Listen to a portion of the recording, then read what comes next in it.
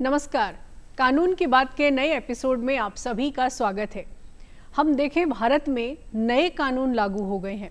1 जुलाई 2024 से भारत में 3 नए आपराधिक कानूनों को लागू किया जा चुका है और इन कानूनों के लागू होने से हमारे देश में एक बहुत बड़ा परिवर्तन आया है। इन कानूनों को आधुनिक भी कहा जा रहा है और मॉडर्न क्राइम को हैंडल करने की इन कानूनों में पूरी तरह से सक्षमता है। हम अगर बीएनएस की बात करें, बीएनएसएस की बात करें या फिर दूसरे और कानूनों की बात करें जो नए कानून हैं, इनका एक ही उद्देश्य है नागरिक को सशक्त बनाना, त्वरित न्याय और समयबद्ध न्याय की जो अवधारणा है उसको पूरा करना। और इसके लिए तमाम तरह के संशोधन नए कानूनों में किए गए हैं, नई धाराएं जोड़ी गई हैं और कुछ नए प्रावधान भी जोड़े गए हैं। आज के इस एपिसोड में हम बात करेंगे बीएनएस 2023 की, यानी भारतीय न्याय संहिता 2023। हमारे देश में औपनिवेशिक काल का 1860 का एक कानून लागू था जिसे भारतीय दंड संहिता के नाम से हम जानते हैं, यानी आईपीसी पहले लागू था और भारतीय न्याय संहिता ने आईपीसी की ही जगह ली है। लेकिन अभी इस कानून को जानना और समझना आम नागरिकों के लिए बेहद ज़रूरी है। इस कानून की क्या खास बातें हैं, इसको कैसे समझा जाए, बीएनएस के कौन कौन से ऐसे प्रावधान हैं जो आम नागरिकों को जानना बेहद ज़रूरी है। आज इसी विषय पर हम बात करेंगे और इस पर जानकारी देने के लिए हमारे बीच मौजूद हैं एडवोकेट भानु प्रकाश शर्मा जी। आप राजस्थान हाईकोर्ट की जयपुर बेंच में आप वरिष्ठ अधिवक्ता हैं। सर, कार्यक्रम में आपका बहुत बहुत स्वागत है। नमस्कार जी।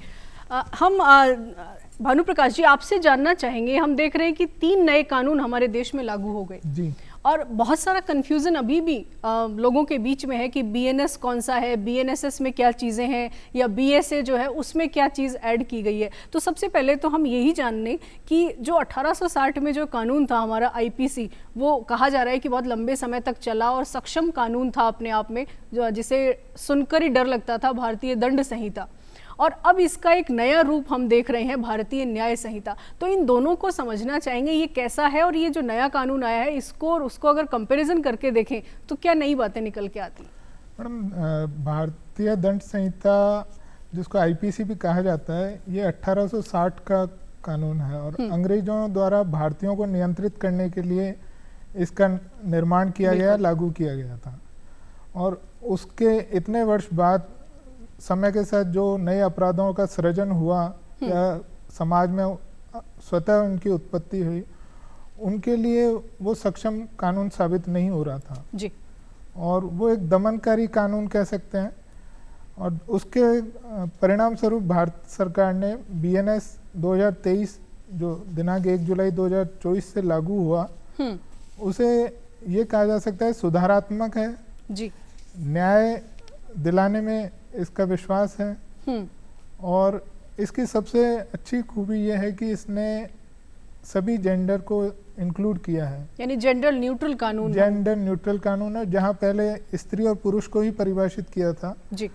इस बीएनएस ने थर्ड जेंडर या ट्रांसजेंडर को भी एक जेंडर के रूप में परिभाषित किया और समायोजित किया है। तो दोनों में मूलभूत तो अंतर यही है। और आज के सिनेरियो की हम बात करें तो आज के सिनेरियो में एक प्रोग्रेसिव कानून इसे कहा जा रहा है कि जो क्राइम है वो भी मॉडर्न हो गया है।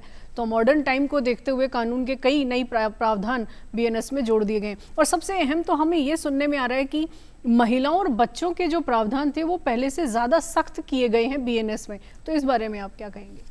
जी बिल्कुल, महिलाओं से रिलेटेड जैसे पहले महिलाओं के कंसेंट रेप के मामले में 16 वर्ष थी, अब उसको बढ़ा करके 18 वर्ष कर दिया है जी। तो 18 वर्ष तक की महिलाओं को अधिक सुरक्षित किया गया है। उसमें 18 वर्ष तक की लड़कियों की सुरक्षा के लिए सजा अधिक की गई है। मृत्यु दंड तक के प्रावधान इसमें जी बिल्कुल ऐड किए गए हैं। बहुत सारे नए प्रावधान भी इसमें जोड़ दिए गए हैं। एक और चीज जानना चाहेंगे, हम इस कानून पर तो बारीकी से हम डिस्कशन करेंगे ही। एक भ्रांति अभी भी लोगों में है कि बीएनएस और बीएनएसएस, इसका अंतर कैसे समझें? तो इसका अंतर भी थोड़ा सा ब्रीफ में बता दें ताकि समझ पाए हमारे दर्शक। बीएनएस में मूल रूप से अपराध क्या है इसको परिभाषित किया गया है और अपराध के लिए दंड क्या है, पनिशमेंट क्या है, उसको बताया गया है। और पर उस दंड के लिए क्या प्रक्रिया की जाए, अपराध की रोकथाम के लिए क्या प्रक्रिया अपनाई जाएगी, वो BNSS में बताया गया है। जी जी, तो दोनों में मूलभूत अंतर यही है। मूलभूत अंतर यही है कि एक में तो दंड बताया गया है और एक में दंड के लिए जो प्रक्रिया अपनाई जाएगी पुलिस के द्वारा, न्यायालयों के द्वारा, वो परिभाषित की गई है, वो बताई गई जी। तो हमारे दर्शक ये समझ लें कि BNS वो कानून है जिसमें जितने भी अपराध के प्रकार हैं उन अपराधों की परिभाषा दी गई है। दूसरा, इसमें उन अपराधों के लिए किस किस तरह की सजा का प्रावधान किया गया है वो इसमें परिभाषित किया गया है। और BNSS जो है उसमें प्रक्रिया क्या रहेगी सजा की और जो प्रोसीडिंग होगी पूरे केस की, वो प्रक्रिया BNSS में यानी भारतीय नागरिक सुरक्षा संहिता में मेंशन की गई है। भानुप्रकाश जी, हम आगे डिस्कशन करें crime against women and children के मामलों पर, उससे पहले हमारे दर्शकों को कुछ डेटा हम बताना चाहेंगे कि कितनी गंभीर स्थिति हमारे भारत में है। ये डेटा है क्राइम अगेंस्ट वुमेन का, जो कि हमारे देश में NCRB की रिपोर्ट 2025 के अनुसार ये डेटा सामने आया है और ये बहुत ही चिंताजनक डेटा हम इसे कह सकते हैं। 2022 में जो मामले दर्ज हुए वो थे 4,45,250 मामले दर्ज हुए हैं। और अगर हम क्राइम के कैटेगराइजेशन के अकॉर्डिंग परसेंटेज देखें तो ये निकल के आता है cruelty bye husband and his relatives, ये मामले हैं 31.4% के। किडनैपिंग और अबडक्शन के मामले हैं 19.2% और असॉल्ट ऑन वुमेन के मामले हैं 18.7% और रेप के मामले हैं 7.1%। और इसको अगर ईयर वाइज हम देखें कि कितने मामले बढ़े हैं वो भी आपको जानना ज़रूरी है। देखिए, ये डेटा है यहाँ पर, लेकिन ये असल में जिंदगियाँ हैं। ये वो महिलाएं हैं, वो बच्चे हैं जिन्होंने इस तरह का अब्यूज़ झेला है। 2021 में जो बच्चों के मामले रहे हैं उनको एक बार समझना चाहेंगे। 1,49,404 मामले ये बच्चों के साथ क्राइम के मामले हैं। 2022 में 1,62,449 और 2023 में ये बढ़कर हो गया है 1,77,335। और अगर पॉक्सो की देखें तो पॉक्सो भी यहाँ पर लगते जो मामले हैं वो बढ़ते हुए दिख रहे हैं। 90,679 मामले थे 2021 में, 93,878 मामले हुए 2022 में और 2023 में बढ़कर हो गए 98,399। तो भानुप्रकाश जी, डेटा मैं क्राइम अगेंस्ट वुमेन का भी आगे शेयर करूंगी, पर ये आंकड़े अपने आप में जब मैं शेयर कर रही हूँ तो मेरे रोंगटे खड़े हो रहे हैं कि ये वो महिलाएं और वो बच्चे हैं जो कहीं ना कहीं अपनों के बीच रहकर अब्यूज झेल रही हैं। और जो क्रूएलिटी बाई हस्बैंड और रिलेटिव वाले मामले हैं वो तो बड़े चौंकाने वाले हैं कि घर ही सुरक्षित नहीं है। तो BNS में हम प्रावधानों पर आते हैं कि ये स्थिति अगर हम देख रहे हैं तो नया कानून लागू होने के बाद क्या स्थिति में बदलाव आएगा, कौन कौन से ऐसे प्रावधान हैं जिनको हमें डिस्कस करना चाहिए? मैडम, यदि सामाजिक रूप से या जो आपने अभी बात करी कि पति या पति के नातेदार द्वारा क्रूरता, तो जहाँ सबसे पहले तो मैं ये कहूँगा कि लोगों को जागरूक होना पड़ेगा जी, क्योंकि अपन ये कहें कि किसी जाति विशेष में या अनपढ़ समुदाय में या अनपढ़ लोगों के बीच में क्राइम ज़्यादा हो रहा है। वास्तविकता यह है कि हर तबके में, पढ़े लिखे लोगों में, आप जिनको हाई सोसाइटी कहते हैं वहाँ पे भी, मिडिल क्लास में भी, लोअर क्लास में भी, हर जगह क्राइम का रेशो या एक मानसिकता समान सी है जी। कई महिलाएं, बच्चे इसलिए कानून तक नहीं पहुंच पाते, उनको कानून की जानकारी नहीं है जी। तो हम अगर BNS के चैप्टर 5 की बात करें, क्योंकि वो महिलाओं और बच्चों को पूरी तरह से केंद्रित है, तो इसको समझना चाहेंगे इसमें किस किस तरह के प्रावधान किए गए हैं। सबसे पहले तो ये बता दूं कि जो एज है वो 18 वर्ष से कम की यदि महिला है तो उसकी कंसेंट कोई मायने नहीं रखती। जो देखा जाता है कि 18 साल से कम की लड़कियां ये कहती हैं कि हम अपनी मर्जी से डिसीजन ले सकते हैं जी। तो उनकी कंसेंट कोई मायने नहीं रखती। यदि उनके साथ कोई क्राइम होता है तो उसकी ग्रेविटी ज़्यादा है जी। और बालक शब्द के अंदर 18 साल से कम का लड़का, लड़की और ट्रांसजेंडर इंक्लूड हैं BNS में। और महिलाओं से रिलेटेड जो क्राइम है, रेप हुआ, गैंग रेप हुआ या छेड़छाड़ हुई, उनके अश्लील साहित्य दिखाना या उनको भेजना, इन सब के लिए गंभीर अपराधों के प्रावधान BNS में किए गए हैं जी। और बालकों से रिलेटेड ये है, सेक्शन 93 से 99 BNS में बालकों से रिलेटेड प्रावधान किए गए हैं। 12 साल से कम के बालक को माता पिता द्वारा त्याग दिया जाना किसी स्थान पर, वो एक क्राइम है जी। किसी बालक को किसी क्राइम करने के लिए किराए पे लेना, वो इसमें क्राइम बताया गया है। वेश्यावृत्ति के लिए बालक को खरीदना बेचना क्राइम बताया गया है। और मैं फिर कहूँगा कि बालक से अभिप्राय लड़का लड़की दोनों, ट्रांसजेंडर तीनों है जी। बच्चों के लिए तो ये कैटेगरी की गई है, और महिलाओं के लिए 63 से लेके 92 तक के प्रावधान जी बताए गए हैं। जी, हम दर्शकों को कुछ जो सेक्शंस हैं वो हम रिमाइंड करा दें ताकि आप भी ध्यान रखें कि किस किस तरह के सेक्शंस हैं जो महिलाओं और बच्चों से जुड़े हुए हैं। जैसा कि भानु प्रकाश जी बता रहे हैं, सेक्शन 63 जो कि पहले 376 आईपीसी हुआ करता था, वो अब 63 हो गया है, और 63 में ये रेप की डेफिनेशन दी गई है। जो भी महिलाओं के साथ इस तरह के मामले होते हैं, सेक्शन 63 उसके अंडर में आता है। और 70 का सब सेक्शन 2 ये नया क्लॉज जोड़ा गया है जो कि गैंग रेप को इसमें डिफाइन किया गया है महिला के साथ। और इसके अलावा सेक्शन 64 की अगर हम बात करें तो इसमें रेप के पनिशमेंट का जिक्र किया गया है बीएनएस में।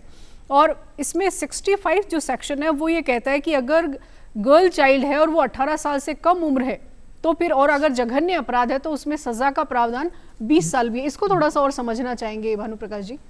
भाई यदि लड़की 18 साल से कम की और उसके साथ जघन्य अपराध होता है, कई बार सुनने में आता है 6 महीने की लड़की के साथ हो गया या 6 साल की बच्ची के साथ हो गया, तो उसमें तो माइनर अगर है वो तो माइनर अगर है तो 20 मिनिमम 20 साल की सजा है, और जो आजीवन कारावास तक भी जा सकती है या मृत्युदंड तक का भी प्रावधान है इसमें, और जुर्माने से भी दंडित किया जाएगा जी। और एक और चीज़ हम देखते हैं कि अक्सर इस तरह के जब मामले होते हैं तो आइडेंटिटी का इशू कई बार आ जाता है। अखबार में भी कई बार जगह का प्रकाशित हो जाती है कि फला जगह पे थी महिला, या महिला के परिजनों का नाम या महिला का नाम आ जाना। तो इसको लेकर क्या प्रावधान किया गया है? इसको लेकर बीएनएस में सेक्शन 72 है 72, उसमें ये कहा गया है कि पीड़िता की पहचान उजागर नहीं की जाएगी। यदि किसी व्यक्ति के द्वारा उजागर कर दी जाती है तो उसको 2 साल तक की सजा का प्रावधान है जी। यदि पीड़िता स्वयं चाहे तो वो अपनी पहचान उजागर कर सकती है, या पीड़िता के लेकिन बिना उसकी कंसेंट के वो उजागर नहीं की जाएगी। और जैसे कई बार देखते हैं रिपोर्टर्स जो है वो पुलिस स्टेशन से एफआईआर की कॉपी लेते हैं और उसी एफआईआर से कई बार रिपोर्ट जो है वो प्रकाशित हो जाती है। तो ये उनको भी जानना जरूरी है कि महिला का नाम या बच्ची का नाम जो है वो कहीं भी प्रकाशित नहीं होना चाहिए। भानु प्रकाश जी, सेक्शन 69 जो कि एक बहुत इंपॉर्टेंट सेक्शन है महिलाओं के लिए, इस पर थोड़ी सी जानकारी लेना चाहेंगे आपसे। सेक्शन 69 जो एक आमतौर पे देखा जाता है कि लड़कियां कहती हैं हमारा शादी का झांसा देके हमारा दहेज शोषण किया गया, या मेरे साथ रहता था लड़का अब शादी नहीं कर रहा है, या फिर मुझे नौकरी में प्रमोशन का बहाना वो मुझे दिखाया और वादा किया जी।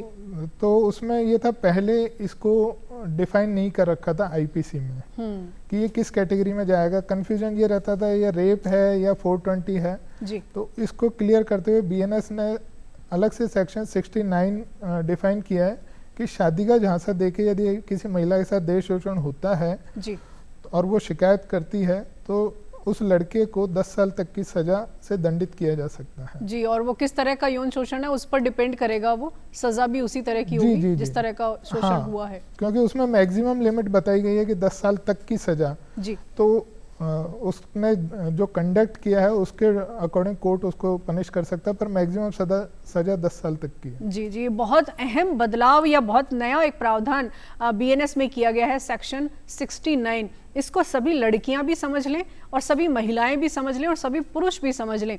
सबसे बड़ी बात तो ये समझें कि ये जो शादी का झांसा देकर दहेज शोषण करना, इस चीज़ को समझ ले कि आपका भावनात्मक इन्वेस्टमेंट आप किस रिश्ते में कर रहे हैं। इतना विजडम तो आप इस्तेमाल करिए कि किसी भी रिश्ते में आगे बढ़ने से पहले आप तमाम चीज़ों को जानिए, समझिए, फिर किसी रिश्ते में आप आगे बढ़िए। और दूसरी बात जो इसमें एक और चीज़ मेंशन, जैसा भानु प्रकाश जी ने कहा है कि अगर आपको किसी प्रमोशन का आपको अगर कोई लालच दिया जा रहा है या किसी और चीज़ के लिए आप किसी व्यक्ति के साथ संबंध जोड़ रहे हैं तो थोड़ा सा अपना भी दिमाग का इस्तेमाल करिए। बिना अपनी सहमति के आप किसी के साथ ऐसे नहीं जुड़ सकते। देखिए, कोर्ट आपको वो रेमेडी दे सकता है जो भौतिक संसाधनों से जुड़ी है या उसका मुआवजा भी आपको मिल सकता है, लेकिन जो मानसिक प्रताड़ना आपको मिलती है उसका कानून में भी कहीं कोई रेमेडी नहीं है, वो आपको ही गुजरना होगा। तो सजग रहना सबसे ज़्यादा ज़रूरी है। सर, बच्चों के मामलों की अगर हम बात करें तो इसमें पोर्नोग्राफी को भी इसमें मेंशन किया गया है, जो अपराध की सज़ा है वो भी ज़्यादा कर दी गई है। तो बच्चों से जुड़े मामलों को थोड़ा सा और समझना चाहेंगे।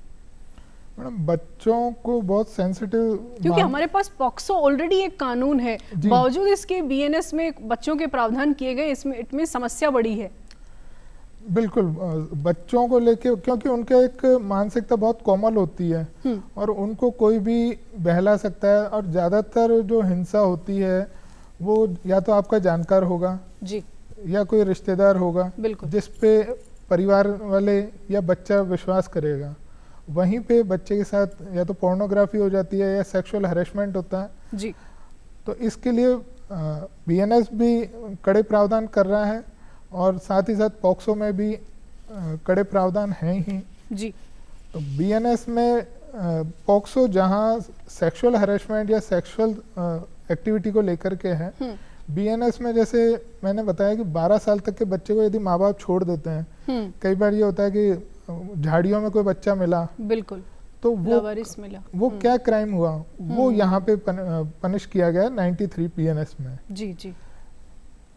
18 साल से कम का बच्चा यदि क्राइम करता है तो वहाँ पे बीएनएस या उसको वो सजा नहीं मिलेगी जो एक नॉर्मल पर्सन को मिलती है। मतलब मैं इसको समझना चाहूंगी 93 को, जैसे कई बार हम देखते हैं कि पालना गृह में बच्चे को छोड़कर चले गए जी, वो अगर चले गए और पकड़ में नहीं आए तो ठीक है, अगर पकड़ लिया गया तो उन्हें सजा मिलेगी। बिल्कुल मिलेगी उनको सजा जी। तो ये बहुत अहम है कि हम आए दिन देखते हैं कि बच्चों को लावारिस छोड़ दिया जाता है, कभी झाड़ियों में, कभी कचरे के ढेर पर, या कभी पॉलिथीन में पैक करके, और ऐसी ऐसी गंभीर परिस्थितियों में नाबालिग बच्चे जो है, न्यूबॉर्न बेबीज, उनको छोड़ दिया जाता है और फिर उनकी ज़िंदगी का संघर्ष वो शुरू होता है और फिर वो उन शिशु गृहों में जाते हैं जहाँ से वो अडॉप्शन में चले जाते हैं। तो सबसे बड़ी बात तो ये है कि अगर आपने अपने बच्चे का परित्याग किया और आप पकड़े गए तो सज़ा निश्चित है। तो ऐसा जघन्य अपराध बिल्कुल ना करें और इसके लिए माँ बाप दोनों ही दोषी होंगे, इसमें ये प्रावधान किया गया है। ये प्रावधान है। और साथ ही मैं ये बताऊं कि माइनर यदि कोई क्राइम करता है तो उसका विचारण होता है जेजेबी बोर्ड में जी। उसको वो कड़ी सजा नहीं मिलती जो एक एडल्ट को मिलती है।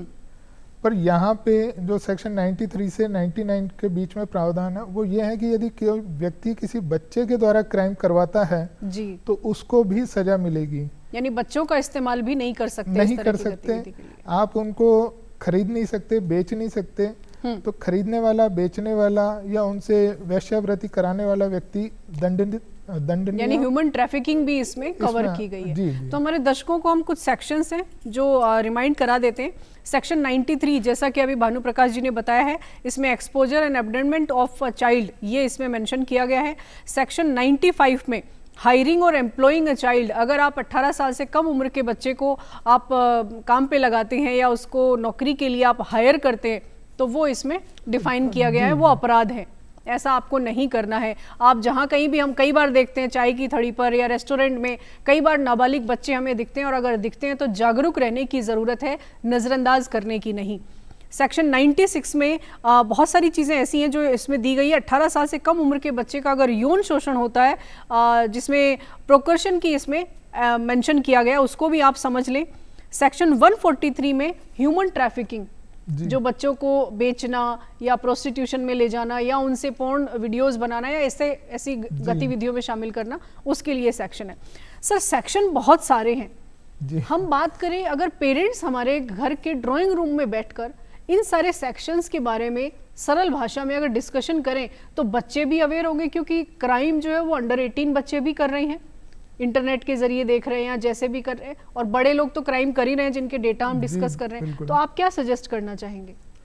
मैडम, आजकल इंटरनेट का जमाना है, कई वीडियोस मिल जाएंगे लॉ से रिलेटेड जी, बुक्स अवेलेबल हैं, और हमारा कानून की बात प्रोग्राम है, बिल्कुल सबसे अच्छा दूरदर्शन पुराना चैनल है जी, वर्ल्ड वाइड इसका प्रसारण होता है, ऑथेंटिक इन्फॉर्मेशन दी जाती है जी। क्योंकि लॉ ये कहता है कि तथ्य की भूल क्षम्य है पर लॉ की भूल क्षम्य नहीं है जी। तो हर व्यक्ति को लॉ की जानकारी होनी चाहिए जी। लॉ, यदि किसी व्यक्ति को सेक्शन नहीं पता तो कोई बड़ी बात नहीं है, पर आपको बेसिक जानकारी होनी चाहिए कि क्राइम क्या है, आपके साथ जो एक्ट हो रहा है, गतिविधि हो रही है, वो क्राइम है या नहीं है। बेसिक ये जानकारी है तो आप पुलिस के पास जा सकते हैं, आप अदालत में जा सकते हैं। यदि आपको पता ही नहीं है तो आप क्राइम के विक्टिम बने रहेंगे और उसका आप मुकाबला नहीं कर सकते। बिल्कुल बिल्कुल। सर, एक और नई चीज़ इस कानून में हम सुन रहे हैं जो कि एडल्ट्री को क्रिमिनलाइजिंग नहीं किया गया है, तो उसको कैसे समझें, क्योंकि इससे एक नई बहस छिड़ गई है देश में कि अब तो एडल्ट्री जो है वो अपराध नहीं है, तो और हमारे यहाँ तो मैरिज को एक इंस्टीट्यूशन का दर्जा हम देते हैं, तो इसको कैसे समझेंगे हम? मैडम, माननीय सुप्रीम कोर्ट ने कई जजमेंट में कहा है कि एडल्ट्री क्राइम नहीं है, और बाकी बीएनएस ने भी एडल्ट्री को क्राइम से हटा दिया है कि ये क्राइम की कैटेगरी में नहीं है जी। पर हस्बैंड वाइफ जो एक मैरिटल रिलेशनशिप में रहते हैं, वहाँ यदि हस्बैंड एडल्ट्री में रह रहा है तो वाइफ डाइवोर्स का अधिकार रखती है जी। मतलब एडल्ट्री डाइवोर्स का ग्राउंड तो आज भी है, वो क्राइम नहीं है पर डाइवोर्स का ग्राउंड है जी। और यदि महिला एडल्ट्री में रहती है तो फिर वो हस्बैंड के लिए डाइवोर्स का ग्राउंड तो है ही, साथ ही साथ हस्बैंड उसको मेंटेनेंस भी नहीं देगा, मेंटेनेंस का ग्राउंड खत्म हो जाएगा। हाँ, वाइफ का मेंटेनेंस का राइट खत्म हो जाएगा यदि वो एडल्ट्री में रहती है तो। जी जी, इसको हम और थोड़ा सा सरल भाषा में समझा दें कि एक्स्ट्रा मैरिटल अफेयर्स की बात हो रही है यहाँ पर, या एक व्यक्ति शादीशुदा होते हुए, व्यक्ति का जिक्र कर रहे हैं हम, या महिला पुरुष दोनों हो सकते हैं, अगर वो शादीशुदा रहते हुए किसी अन्य व्यक्ति से संबंध बनाते हैं तो अपराध की श्रेणी में तो नहीं है, लेकिन जो डिवोर्स का ग्राउंड है वो बना रहेगा। बाकी जो कानून है उनके अनुसार महिला को मेंटेनेंस है उसका अधिकार मिलेगा, लेकिन अगर महिला किसी और संबंध में रहती है तो उसे मेंटेनेंस लेने का हक नहीं मिल पाएगा। तो कम से कम मैरिज इंस्टीट्यूशन को बचाने के लिए, और सबसे बड़ी बात, मैरिज एक इंस्टीट्यूशन को बचाने के लिए कानून की ज़रूरत नहीं है, ये वो आपसी जुड़ाव है जो आपसी सहमति से होता है, तो इस पर गौर करने की ज़रूरत है। सर, मॉब लिंचिंग और स्नैचिंग, इसके लिए भी इसमें प्रावधान किया गया। मॉब लिंचिंग को तो नो डाउट अभी उसमें हत्या के लिए सज़ा का प्रावधान है, पर छोटे क्राइम के लिए कम्युनिटी सर्विस का भी नया प्रावधान है, तो इनको हम जानना चाहेंगे। मैडम, पहले मॉब लिंचिंग परिभाषित नहीं थी आईपीसी में, बीएनएस में इसको परिभाषित किया गया है कि यदि 5 व्यक्ति या उससे अधिक व्यक्ति किसी जाति, धर्म या क्षेत्रवाद के आधार पे या भाषा के आधार पे किसी व्यक्ति की हत्या कारित करते हैं तो उनको मृत्युदंड या आजीवन कारावास तक की सजा का प्रावधान है जी। धारा 103(2) के तहत। और यदि घोर उपति कारित करते हैं मॉब लिंचिंग से तो उनको 117(4) सेक्शन के अंदर उनको सजा का प्रावधान है जी। मॉब लिंचिंग को दर्शक समझ लें, जैसे कई बार हम सुनते हैं कि भीड़ द्वारा किसी व्यक्ति की हत्या कर दी गई, यानी कोई ऐसा मसला रहा जहां पर 5 से ज्यादा लोग इकट्ठे हो गए और भीड़ ने मार मारकर किसी व्यक्ति की हत्या कर दी। तो पहले ऐसे मामलों में हत्या का मुकदमा नहीं होता था, लेकिन बीएनएस में अब हत्या का मुकदमा रहेगा। और दूसरा, इसमें ऑडियो वीडियो जो रिकॉर्डिंग है वो भी साक्ष्य के रूप में काम में ली जाएगी। तो अगर ऐसी किसी भीड़ में आप अगर शामिल होते हैं तो हो सकता है आप पर भी कार्रवाई हो जाए। सर, इसमें स्नैचिंग और जो छोटे अपराध हैं उसके लिए कम्युनिटी सर्विस को सजा के रूप में जोड़ा गया है, तो ये क्या नई चीज है? स्नैचिंग जो पहले नहीं था, फिर बाद में जो चैन स्नैचिंग वगैरह ज्यादा हुई, तब उसके बाद ये सेक्शन 304 में इसको परिभाषित किया गया कि यदि आपके बॉडी पे से कोई चीज छीनी जाती है या आपसे हाथ से कोई चीज छीन ली जाती है तो वो स्नैचिंग कहा जाएगा, और उसमें 3 साल तक का पनिशमेंट और जुर्माने का भी प्रावधान है। तो एक नई शुरुआत। लेकिन कम्युनिटी सर्विस में इसको कैसे जोड़ सकते हैं, क्योंकि व्यक्ति ने तो अपराध किया है जी।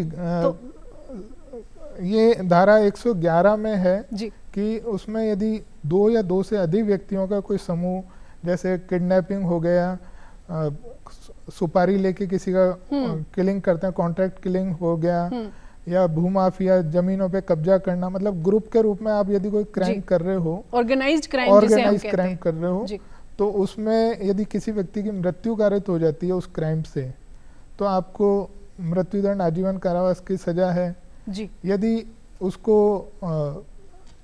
छोटे संगठित अपराध जैसे जुआ खेलना, टिकटों की ब्लैकमेलिंग हुई, चोरी हुई, ये छोटे जो माइनर अपराध जिसे हम कह सकते हैं बहुत मामूली से, तो इनके लिए 1 साल से 7 साल तक की सजा है। वो अपराध की कैटेगरी के हिसाब से कोर्ट सजा बढ़ा सकता है, 7 साल तक कर सकता है। जी जी, हमारे कार्यक्रम का समय समाप्त हो रहा है भानु प्रकाश जी। जाते जाते ये जानना चाहेंगे कि पुलिस से जुड़े हुए कौन कौन से राइट्स हैं बीएनएस के अकॉर्डिंग जो आम नागरिक को जानने चाहिए? सबसे पहला तो ये है कि जो भी शिकायत करने जाता है उसको एफआईआर की कॉपी निःशुल्क मिलती है जी, ये पहला राइट है। दूसरा, पुलिस किसी भी महिला को सामान्य परिस्थिति में सूर्यास्त के बाद और सूर्योदय से पहले गिरफ्तार नहीं कर सकती, मतलब रात को गिरफ्तार नहीं कर सकती जी। तीसरा ये कि पुलिस किसी भी बालक को, मतलब 18 साल से कम के व्यक्ति को या किसी महिला को या 60 साल से ज्यादा के व्यक्ति को या गंभीर बीमार व्यक्ति को पूछताछ के लिए थाने पे नहीं बुला सकती। वो उन्हीं की सुविधा के अनुसार उन्हीं के स्थान पे जाके पूछताछ करेगी जी। यदि पुलिस के किसी कंडक्ट से आप परेशान है तो आप पुलिस के उच्च अधिकारी को शिकायत करने का आपका अधिकार है। आप पुलिस के खिलाफ केस भी कर सकते हैं, ये आपका अधिकार है जी। पूछताछ के दौरान आपको चुप रहने का अधिकार है। आप यदि पुलिस हिरासत में है तो आप अपने अधिवक्ता से मिल सकते हैं, उससे बात कर सकते हैं, सलाह ले सकते हैं। ये आर्टिकल 22 में आपको अधिकार दिया गया है जी। और अगर महिला बच्चे हैं तो आपको थाने भी जाने की जरूरत नहीं है। पुलिस आपके स्थान पे आपकी सुविधा के अनुसार आएगी। और बच्चों को लेकर के तो विशेष प्रावधान यह है कि बच्चे को पुलिस कस्टडी में नहीं रखा जाएगा। बिल्कुल। बच्चे के संबंध में यदि अनुसंधान कर रही है पुलिस तो पुलिस सिविल ड्रेस में रहेगी जी। बच्चे को रात को लॉकअप में या थाने पे नहीं रखा जाएगा। बहुत अहम जी। तो इसको इसीलिए कहते हैं कि प्रोग्रेसिव कानून है और मॉडर्न जो सिनेरियो है उसको देखते हुए कानून बहुत सशक्त हैं। बहुत बहुत अहम जानकारी आपने दी, बहुत धन्यवाद भानु प्रकाश जी। तो दर्शकों से हम यही कहना चाहेंगे कि बीएनएस जो है वो अपने आप में सक्षम कानून है। और सबसे अहम तो ये जान ले कि अगर आपने झूठी शिकायत की, क्योंकि इसका प्रावधान पहले इतना सख्त नहीं था लेकिन अब है, अगर आप झूठी शिकायत भी करते हैं तो आपके खिलाफ भी एक्शन हो सकता है। और सबसे अहम बात यह कि नागरिकों को इस कानून को जानने की जरूरत है। अगर आप जानना चाहते हैं तो एनसीआरबी का एक ऐप है, संकलन ऐप, उस ऐप पर आप जाइए और इन तमाम कानूनों की बारीकियों को समझिए। क्योंकि कानून बना देना और लागू कर देना अलग बात है, लेकिन इन कानूनों को जानना और समझना ये हर नागरिक की जिम्मेदारी है। तो कानून की बात के माध्यम से हम यही कहेंगे, कानूनों के जानकार बनिए और दूसरों की मदद भी करिए। फिलहाल हमें इजाजत दीजिए। नमस्कार। नमस्कार।